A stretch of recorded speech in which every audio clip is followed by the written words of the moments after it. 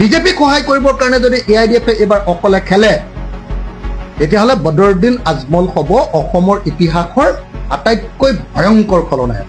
বদৰুদ্দিন আজমল চাহেব, মই চিৰিয়াছলি কৈছোঁ, এইটো একেবাৰে আপুনি মই পলিটিক্স কৰি কৰা বুলি নাভাবিব।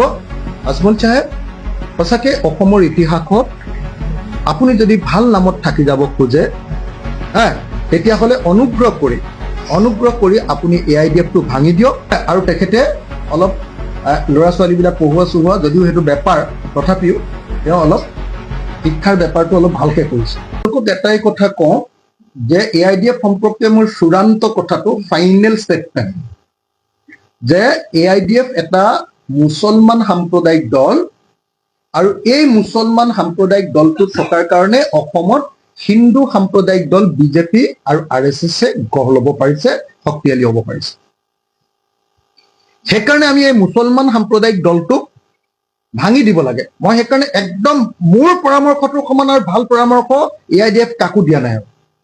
AIDFক দিয়া সৰ্বোচ্চ ভাল আটাইতকৈ উৎকৃষ্ট পৰামৰ্শটো কি জানে? মই কৈছোঁ যে বদৰুদ্দিন আজমল যদি হিৰ' হৈ থাকি যাব লাগে ইতিহাসত, তেতিয়াহ'লে তেওঁ AIUDFটো ভাঙি দিয়ক। ভাঙি দি সেইটো কংগ্ৰেছৰ লগত বিলীন কৰি দিয়ক UMFৰ নিচিনাকে। আৰু যদি ভাঙি নিদি এইবাৰ আকৌ 35টাত চিট খেলিম বুলি কৈছে, বিজেপিক সহায় কৰিবৰ কাৰণে যদি AIDF এইবাৰ অকলে খেলে তেতিয়াহ'লে বদৰুদ্দিন আজমল হ'ব অসমৰ ইতিহাসৰ আটাইতকৈ ভয়ংকৰ খলনায়ক।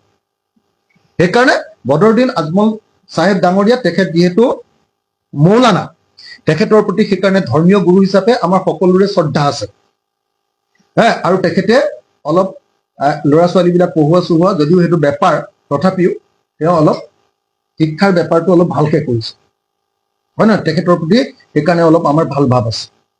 গতিকে মই তেখেতক অনুৰোধ জনাইছোঁ, বদৰুদ্দিন আজমল চাহেব, মই চিৰিয়াছলি কৈছোঁ, এইটো একেবাৰে আপুনি মই পলিটিক্স কৰি কৰা বুলি নাভাবিব।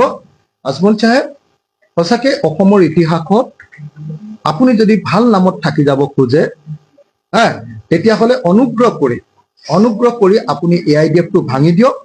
তেতিয়া আমি বিজেপিকটো অসমক খেদাবৰ কাৰণে বেছি সুবিধা হ'ব আৰু AIDFটোক ভাঙি দি AIDFৰ ভাল MLA কেইজনক, যিকেইজনে হেৰিয়াত ভোট দিয়া নাই দেই, ৰাজ্যসভাত বিজেপিক ভোট দিয়া নাই আৰু ৰাষ্ট্ৰপতি নিৰ্বাচনত বিজেপিক ভোট দিয়া নাই, সেইকেইজনক কংগ্ৰেছৰ পৰা আপোনালোকে উঠাই দিয়ক আৰু মুছলমান সাম্প্ৰদায়িক দলটো বন্ধ কৰি দিয়ক। ধন্যবাদ।